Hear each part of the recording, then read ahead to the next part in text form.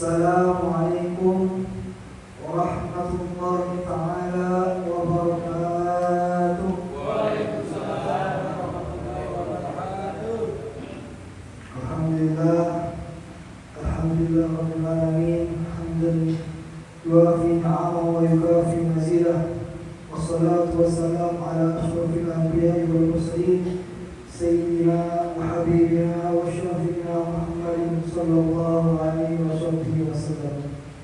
Amma ba'du. Alhamdulillah, segala puji dan syukur kehadiran Allah Subhanahu wa taala yang senantiasa memberikan kita karunia dan nikmat-nikmatnya.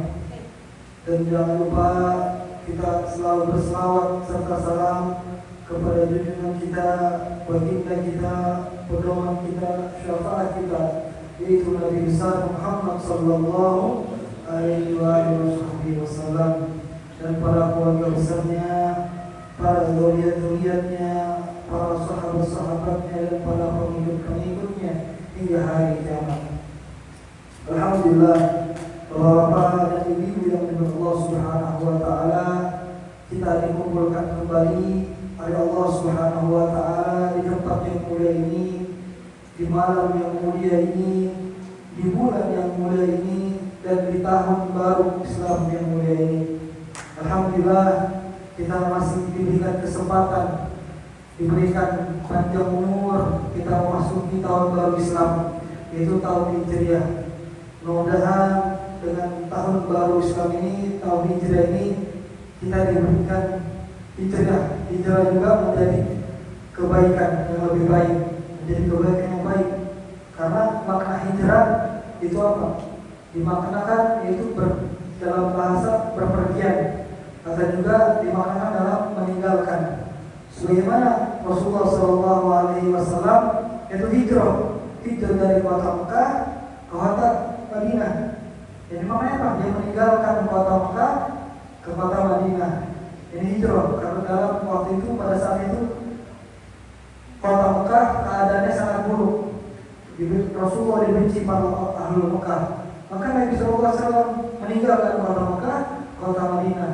Maka mudah-mudahan dengan tahun baru Islam ini, tahun hijrah ini, kita diberikan hijrah, kita meninggalkan segala keburukan kita di tahun yang lalu, menjadi tahun yang ini menjadi kebaikan yang baik. Ya muhawwil ahwal, wahai yang maha mengubah kebaikan, hawil ahwalana ila ahsanah, dan ubahlah keadaan kita menjadi keadaan yang paling baik, dan mengubahlah kepribadian kita menjadi kepribadian yang lebih baik. Amin amin ya rabbal alamin. Mudah-mudahan segala hajat-hajat kita, segala ibadah kita, zikir kita, mengingat Allah Subhanahu wa taala diterima oleh Allah Subhanahu wa taala. Diluaskan rezeki kita di pada tahun ini, dimudahkan segala urusan kita di pada tahun ini. Amin amin ya rabbal alamin. Dan alhamdulillah Bapak dan Ibu yang Allah Subhanahu wa taala, pada malam ini kita lanjutkan kajian kita tentang kitab Ar-Risalatul Jami'ah yang dikarang oleh Al-Imam Al-Allamah Al-Habib Ahmad bin Zain bin Alwi Al-Habsyi. Dan sebelum kita melanjutkan kajian kita bertawassul kepada beliau, mudah-mudahan kita mendapatkan keberkahan, mendapatkan cahaya dari Allah Subhanahu wa taala untuk bisa mengamalkan dan bisa beristiqomah untuk mengamalkan ilmu dalam kitab ini. Al-Fatihah. Muhammad sallallahu alaihi wasallam wa barik li ikhwanina anbiya wal mursalin wa azwajihi wa dhurriyyatihi wa husni dhurriyyatihi wa dari sayyidil ali ta'ala wa ila rahimah muhajirin wa Isa wa rasulih Muhammad Muhammad bin Ali ta'ala wa rasulullah al-mursalin wa ila rasulil kitab al-rusul bin Habib Ahmad bin Zaid al-Habsyi wa jami'i ahli zamba wa jami'i al-tabi'in wa ma'ala wa inna al-musulin wa furu'in al-nawai al-jalil al-jannah wa al-mazlim wa aswatihim wa al-asanatihim wa ahkamihim wa al-jannah wa al-alim wa barakatihim wa asrarihim wa anwarihim wa ulumina nafa'ni fi dunya wal akhirah wa walidina wa jaddatina wa ajdadina wa ahlina amwat wa jannata ajdadina wa nasr wa salihin wa alimah wa ahtimna yusma wa ta'adana wa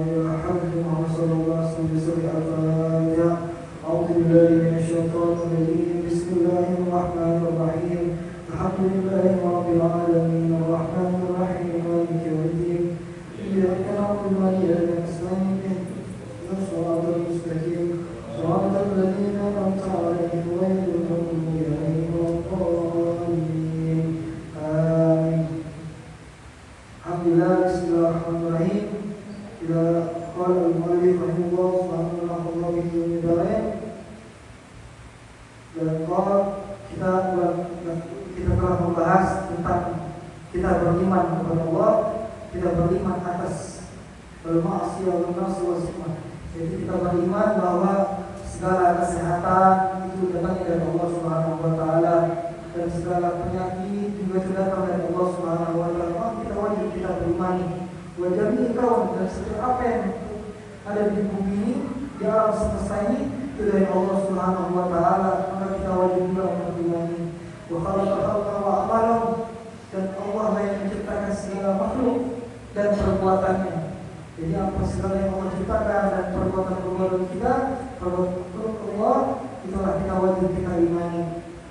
Dan juga Allah azzalahu wa jalla, dan juga Allah yang menentukan rezeki dan kematian. Itulah Allah yang menentukan, maka kita wajib juga kita imani.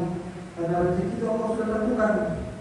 Sebagaimana yang disebutkan dalam kitab Zubat, yarzuqu man yasha wa man sha'a ahrama. Allah yang itu yang berhak untuk memberikan hambanya, memberikan rezeki kepada hambanya apa yang Allah mau. Dan juga Allah juga yang berhak memberikan. Allah juga yang tidak memberikan hambanya jika Allah tidak mau.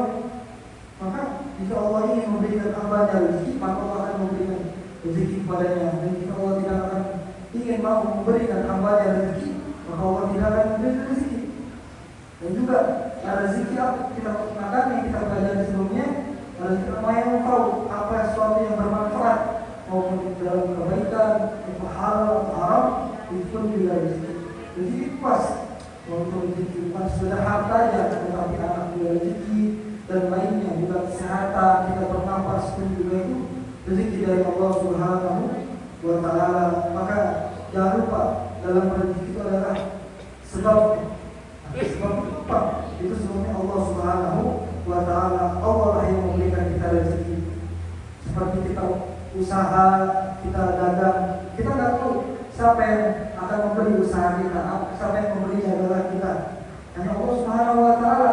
Maka kita jangan lupa sebabnya yang memberikan rezeki itu Allah Subhanahu wa taala. Allah Subhanahu wa taala yang memberikan rezeki. Dan juga kita hanya tugas kita menjalani sebab, yaitu kita usaha, kita berikhtiar kepada Allah Subhanahu wa taala, dan insyaallah akan memberikan rezeki kita. Nah, itu Allah Subhanahu wa taala yang menentukan rezeki kita. Allah Subhanahu wa taala juga yang menentukan ajal kita, kematian kita. Wala tazidu wa kita ditambah dan tidak dikurang. Wala yahdutsu hadisun.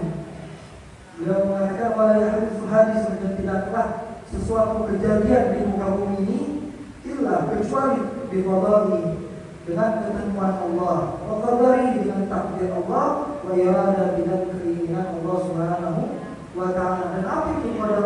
Dan apa itu irada? Yang disebutkan oleh qada bahwa iradatullah taala qadimah al-muta'alliqah bil asya'. Qada itu ketentuan Allah Subhanahu wa taala, itulah keinginan Allah yang lama di zaman azali, al-muta'alliq, yang berhubungan dengan sesuatu. Dan disebutkan ada yang mengatakan dalam Idal Asyariyah, al-qada itu iradatu azaliyah al-muta'alliq bi asya' ala ma hiya alaihi fi ma la yazal. Qada itu yaitu kehendak Allah Subhanahu wa taala di zaman azali. Itu di zaman azali. Apa contohnya? Misalnya kita semua, kita manusia itu udah ditentukan oleh Allah Subhanahu wa taala di zaman azali. Sebelum kita dilahirkan di bumi ini, diciptakan di bumi ini, itu Allah sudah tentukan. Allah sudah tentukan di zaman azali. Nah, ketika kita lahir, nah jatuhnya itu mana? Qadar, yaitu takdir Allah Subhanahu wa taala. Seperti contohnya apa? Qadar, saya pada malam hari ini kita dikumpulkan oleh Allah Subhanahu wa taala. Itu Allah sudah tentukan di zaman azali, zaman dulu itu. Di zaman azali itu Allah sudah tentukan kita akan berkumpul di pada malam hari ini.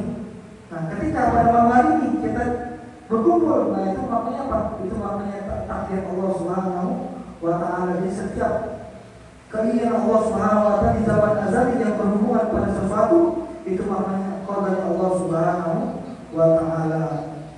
Dan kemudian makna qadar. Al-qadar itu apa? Al-qadar ijaduhu iyyaha biqadarin makhsus wa taqdirin muayyan fi dawatiha wa af'aliha. Qadar itu takdir Allah Subhanahu wa taala. Ada yang mengatakan qadar itu Allah yang mewujudkan sesuatu tersebut yang sudah ditentukan oleh Allah di zaman azali sesuai ketentuan Allah. Seperti itu. Contohnya yang pada malam hari ini kita dikumpulkan di pada malam hari ini, Allah sudah tentukan di zaman azali, dan pada takdirnya kita dikumpulkan di pada malam hari ini. Dan juga sama juga banjir, misalnya ada banjir atau hujan, atau Allah sudah tentukan di zaman azali maka akan terjadi banjir, akan terjadi hujan, dan ketika hujan itulah maknanya takdir. Dan juga misalnya kita diberikan rezeki anak yang soleh, berikan anak yang soleh, anak yang soleha, itu sudah ditentukan oleh Allah Subhanahu wa taala di zaman azali. Dan ketika kita mendapatkan anak yang soleh, anak yang soleh, maka itu takdir Allah Subhanahu wa taala. Dan takdir bukan hanya hal yang baik, bukan hanya hal yang baik saja, karena takdir itu hal yang buruk pun juga dinamakan takdir dari Allah Subhanahu wa taala. Dan masalah qada dan qadar itu wajib kita imani. Nah, tugas kita sebagai hamba itu untuk wajib untuk mengimani, untuk mempercayai takdir dan qadar Allah Subhanahu wa taala, dan bukan untuk dibahas. Jadi takdir Allah itu bukan untuk kita bahas, tetapi itu semua adalah iman. Yaitu kita wajib untuk beriman kepada Allah Subhanahu wa taala. Sebagai karena itu Nabi sallallahu alaihi wasallam pernah bersabda, "Idza dzukira al-qadar fa'amsiku." Jika telah disebutnya tentang takdir Allah Subhanahu wa taala, misalnya dalam satu perkumpulan atau satu majelis berbicara tentang takdir Allah, fa'amsiku, kata Rasulullah sallallahu alaihi wasallam, maka tahanlah, fa'amsiku fadha adil qawli fi lima fi dzalika min al-khatar wa qasd ad-darar. Orang yang membahas terlalu dalam terhadap urusan takdir, maka ia akan terjerumus kepada kebahayaan yang sulit untuk dituntaskan. Kenapa? Karena takdir itu adalah urusan Allah Subhanahu wa taala. Takdir itu urusan Allah. Kita sebagai hamba hanya tugasnya apa? Beriman kepada Allah Subhanahu wa taala. Hamba bukan membahas, akan tetapi hamba tugasnya adalah beriman kepada Allah Subhanahu wa taala, beriman kepada takdir Allah Subhanahu wa taala. Dan juga disebutkan oleh Sayyidina Ali, Imam Ali bin Abi Thalib radhiyallahu ta'ala anhu, diriwayatkan ada seorang laki-laki bertanya kepada beliau, bertanya tentang takdir. Wahai Imam Ali, saya bertanya apa itu takdir? Apa itu takdir? Maka dia bertanya, apa dijawab oleh Imam Ali? Maka beliau menjawab, wa bahrun amikun la tarjah wa tariqun muzlimun fala tasluku sirrullahi ta'ala wa khafi 'alaika fala tursi. Takdir itu wa bahrun, diibaratkan oleh Imam Ali radhiyallahu ta'ala, takdir itu bahrun amikun, yaitu suatu lautan yang dalam, kata Imam Ali. Fala tarjah, maka jangan kau selam, karena jika kau selam lautan yang dalam itu, maka susah untuk keluar dari lautan itu. Wa tariqun muzlimun, itu seperti lorong yang gelap. Kalau tersebut, maka kau jangan masuk dalam lorong itu, jangan masuk kau dalam gua itu, kegelapan itu. Maka kau akan sulit, akan tersesat untuk keluar dari lorong itu. Sirrullahi ta'ala qad khafi 'alaik. Maka takdir Allah itu adalah rahasia Allah. Takdir itu ada rahasia Allah. Allah yang Allah menyamarkan, disamarkan terhadap hamba-Nya. Wasfi 'alaika, maka Allah telah menyamarkan, mensamarkan takdir Allah itu. Maka itu adalah urusan Allah, rahasia Allah. Kalau itu sih, maka kau jangan bongkar-bongkar. Maka jangan terlalu membahas tentang takdir Allah Subhanahu wa taala, karena berat bagi kita jika kita terlalu membahas tentang takdir Allah, tentang takdir. Akan nanti ujung-ujungnya apa? Kita selain Allah Subhanahu wa taala, misalnya kita takdir juga udah takdir maksiat, takdir kita jauh dari Allah. Udah kita takdir kita nggak sholat, itu apa? Udah takdir Allah. Jadi ujung-ujungnya apa? Kita sayang Allah Subhanahu wa Ta'ala. Karena Allah Subhanahu wa Ta'ala berfirman, la yus'alu amma yaf'al wa hum yus'alun. Maka janganlah engkau mempertanyakan apa perbuatan Allah Subhanahu wa Ta'ala, karena itu sudah takdir Allah Subhanahu wa Ta'ala. Maka jangan dikit-dikit takdir Allah, dikit takdir Allah. Jangan selalu membahas bahwa itu takdir Allah Subhanahu wa Ta'ala. Kemudian disebutkan oleh Imam Abu bin Al-Haddad bin Muhammad Al-Haddad, beliau menjelaskan bagaimana kita menyikapi takdirnya Allah Subhanahu wa Ta'ala. Nah, beliau disebutkan dalam kitab An-Nasai Dunia, Imam Haddad menyebutkan wa hasbuka minal qadari imani. Apa wa hasbuka minal qadari imani khairu wa syarru. Cukup bagi kalian, cukup bagi kamu daripada urusan takdir, yaitu iman saja. Maupun itu baik atau itu buruk, kita wajib apa? Kita beriman kepada Allah Subhanahu wa Ta'ala. Maupun itu takdir positif atau itu takdir itu negatif, buat kita tugasnya apa? Kata Imam Haddad, yaitu cukup kau imani. Nah, setelah kita imani takdir Allah Subhanahu wa Ta'ala, apa kemudian apa? Summa kawin tafsaka intital amrillah wa isnadil nahi. Kemudian lawan, kalif, paksa diri kalian untuk selalu bertaat kepada Allah Subhanahu wa Ta'ala, selalu bertaat kepada Allah Subhanahu wa Ta'ala, selalu melakukan kebaikan kepada Allah Subhanahu wa Ta'ala, wa istinabun nahi, dan menjauhkan apa yang dilarang oleh Allah Subhanahu wa Ta'ala. Itu apa? Takwa. Disuruh beliau kita harus lawan diri kita, paksa diri kita selalu bertakwa kepada Allah Subhanahu wa Ta'ala, selalu melakukan ketaatan, kebaikan kepada Allah Subhanahu wa Ta'ala, dan menjauhkan dari larangan itu. Yang pertama, kita mengimani takdir Allah, kemudian kita disuruh untuk memaksa diri kita selalu bertakwa kepada Allah, dan waktu al-jawami taksir anjani bihaqqi ta'ala. Setelah kita iman takdir Allah, kita selalu bertaat kepada Allah, kita selalu menjauhi Allah, kemudian kita bertobat kepada Allah. Itu al-jawam, selalu bertobat kepada Allah, selalu minta ampun kepada Allah Subhanahu wa Ta'ala. Atas apa kita bertobat? Atas kekurangan kita, kesalahan kita, atas kewajiban Allah Subhanahu wa Ta'ala.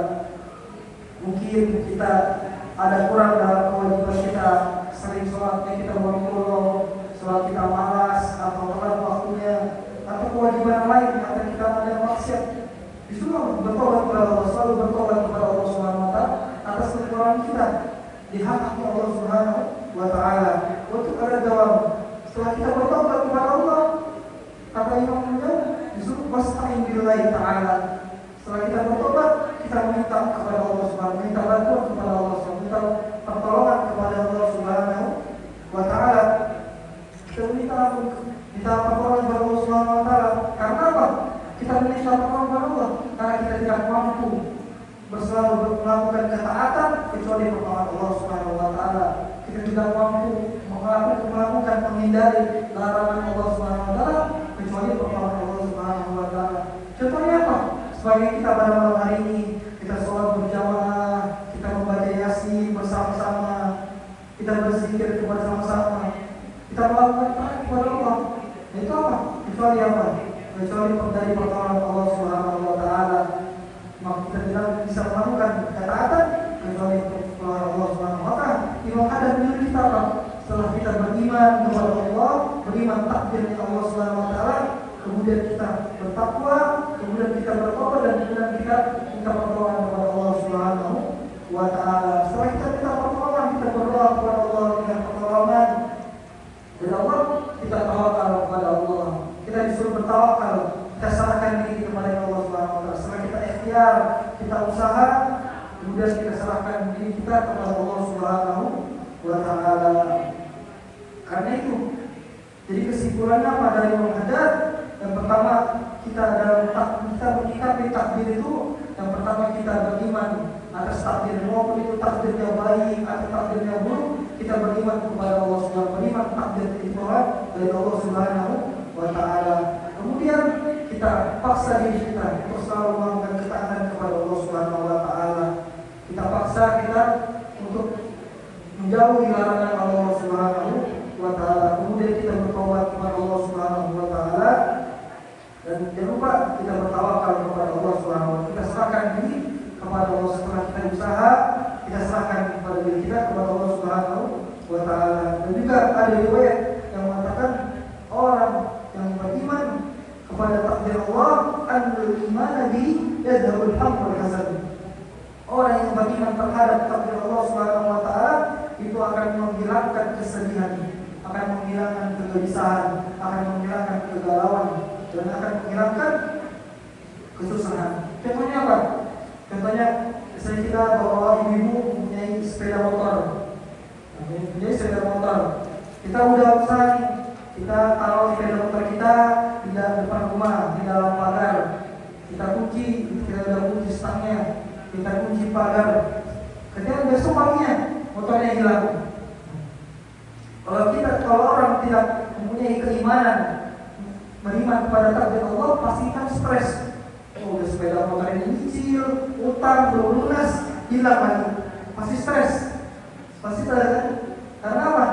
Karena tidak punya keimanan bahwa takdir Allah itu ada takdir iman takdir Allah Subhanahu wa taala. Maka jika seseorang mempunyai beriman takdir kepada Allah, dia akan santai, akan tenang. Itu nilai ini mungkin takdir Allah Subhanahu wa taala, motornya hilang, mungkin yang maling, mungkin butuh uang, kita ikhlaskan. Nah, contohnya lagi apa? Misalnya kita punya usaha, kita adakan proyek. Nah, waktu itu kita adakan proyek, kita hitung-hitungan, kita udah rancang, misalnya modal segini, keuntungan segini, kita pinjam ke bank. Nah, terus ke bank kita rancang semuanya proyek keuntungan segini. Setelah itu datanglah corona. Nah, pada tahun kemarin datanglah corona. Datang corona. Dari pemerintah nggak boleh buka toko, nggak boleh keluar rumah. Stres kan? Kalau orang nggak punya beriman takdir Allah, stres kan? Bingung usaha gimana, cicilan gimana, jadi stres. Nah, tapi jika punya keimanan bahwa takdir itu dari Allah Subhanahu wa taala, maka tenang, enak semuanya. Tapi tidak gampang buat kita semua. Dan kita berharap kepada Allah Subhanahu wa taala, semoga kita diberikan keimanan yang kuat bahwa takdir segala itu dari Allah Subhanahu wa taala. Dan juga misalnya pulang kampung, rumahnya dikunci, sudah dikunci dan rapat, habis itu tidak pulang ke rumah, segala dimaling, hilang perhiasannya apa segala.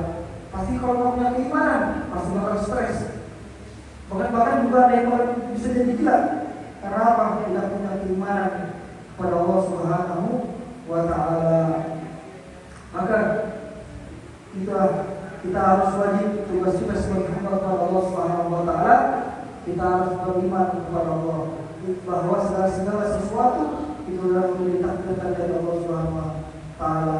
Menjadi takdir Allah Subhanahu wa taala itu baik atau buruk, itu adalah takdir dari Allah Subhanahu wa taala. Kita sebagai hamba kita sabar, kita syukuri apa yang sudah ditakdirkan dari Allah Subhanahu wa taala. Itu dengan kata yang ada. Jadi kita apa? Kita selalu bertaat kepada Allah, dan kita minta pertolongan kepada Allah, kita usaha, dan jangan lupa setelah kita usaha semuanya kita dibolehkan kita merancang usaha kita jalani proyek apa segalanya. Akan tetapi yang kita lupa bertawakal kepada Allah, jangan lupa kita minta pertolongan kepada Allah Subhanahu wa taala, kita serahkan diri kita kepada Allah Subhanahu wa taala. Nah, itu makna takdir. Dan juga kemudian iradah, apa iradah? Iradah itu artinya keinginan dan kita tahu kehendak Allah Subhanahu wa taala yang mana menentukan yang baik ataupun yang buruk. Itu dari Allah Subhanahu wa taala. Sebenarnya Allah Subhanahu wa taala berfirman, "Inna rabbaka fa'alun lima yurid." Bahwasanya Allah Subhanahu wa taala akan melakukan sesuatu apa yang Allah mau, apa yang Allah inginkan. Iradah itu maknanya sifat untuk tadi tarjiul ahadul jaizain ala ahad. Makna sifat iradah itu keinginan Allah, itulah sifat yaitu di antara dua pilihan. Jadi lebih baik atau lebih buruknya. Itu jika Allah ingin buat hamba yang lebih baik, maka Allah akan lakukan seperti itu. Jadi punya keinginan. Dan ada dua keinginan Allah Subhanahu wa Ta'ala. Jika itu lebih baik dan buat orang banyak, maka dikabulkan. Maka itulah ada yang mengatakan takdir itu bisa dirubah dengan apa? Dengan kita berdoa kepada Allah Subhanahu wa Ta'ala. Nah, kembali lagi kepada Allah dengan dia roda. Jika Allah inginkan hamba itu dengan dia berdoa, saya jadi minta sesuatu ini, jika itu lebih baik buat hamba itu, maka Allah akan kabulkan segala hajat-hajatnya doa-doanya. Sebelum Allah Subhanahu wa Ta'ala beriman, asal taqrabu syai'an wa huwa khairul lakum.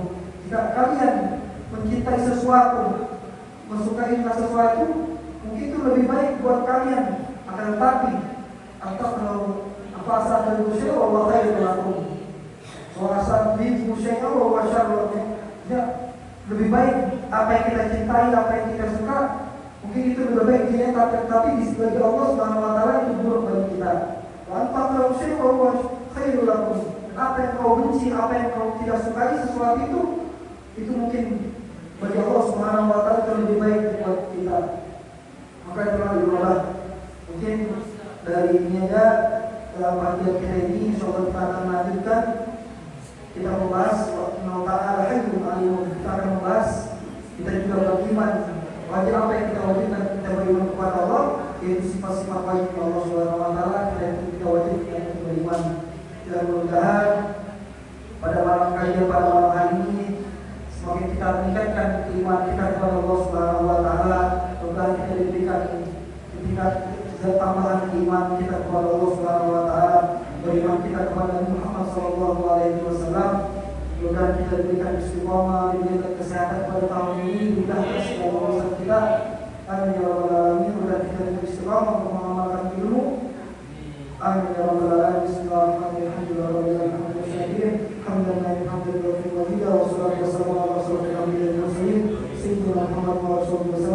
Allahumma inna nas'aluka ilman laduni wal basira bil haqqi wa baini. Allahumma inna nas'aluka ilman laduni wal basira bil haqqi.